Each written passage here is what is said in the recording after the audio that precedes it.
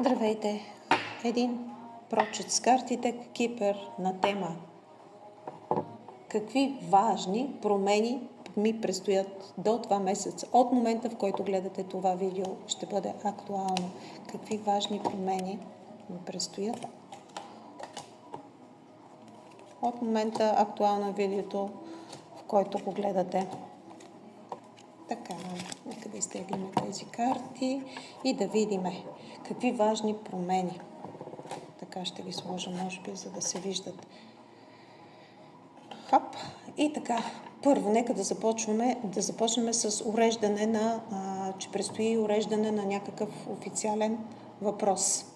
Някакъв официален въпрос предстои уреждането му, като следващите седмици ще трябва да вземете важно окончателно решение или да уредите нещо, което е много наболяло като тема.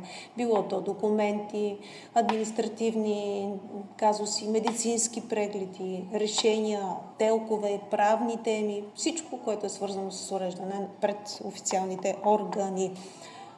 Имаме емоционален подем и лекота според тази девойка. Веднага след този сериозен въпрос, който ще разрешите, живот ви навлиза много лека, много свежа и много младежка енергия. Много така свежо идва тя. Тя носи на естествено безгрижие, ще ви донесе радост, облегчение от преживения стрес. Това е период, в който ще почувствате ентусиазъм, емоционална свобода. В личен план може да означава и подкрепа от по-млада жена. По-млада жена може да означава богатата девойка. Друго, виждаме и успешен изход в любовта.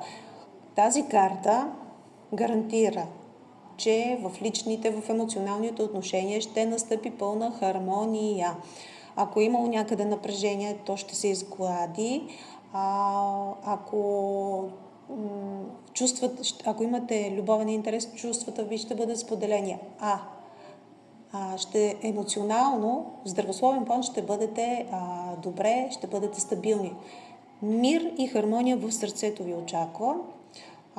Виждаме под четворката, че идва дългосрочна стабилност. Според картата, която е четвърта подред, виждаме и четворка. Тя е четвърта, но и четвърти номер показва отгоре.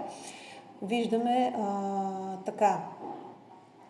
активност, промени, идват може би приятни събития, срещи с приятели или запознанства с нов партньор потенциален, които хора ще изиграят важна роля в живота ви. Общуването ще бъде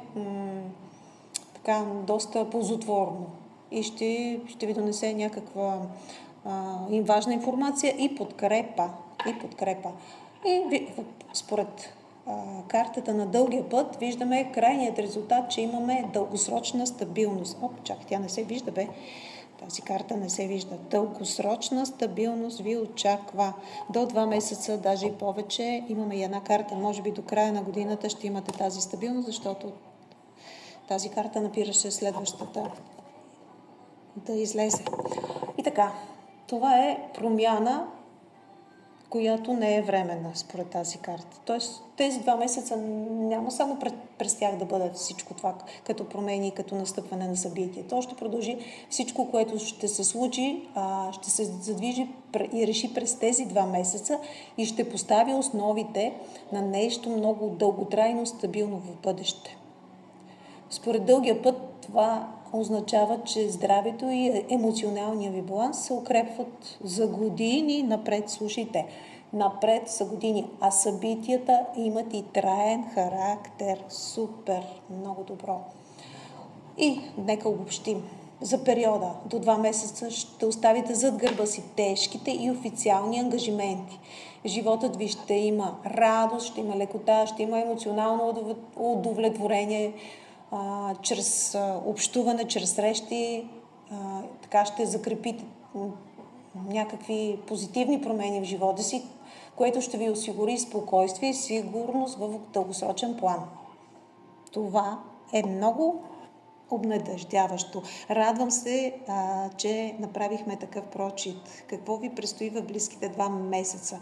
Така, видеото е актуално в момента, в който го намерите в YouTube. И естествено, ако ви е харесало, споделяйте.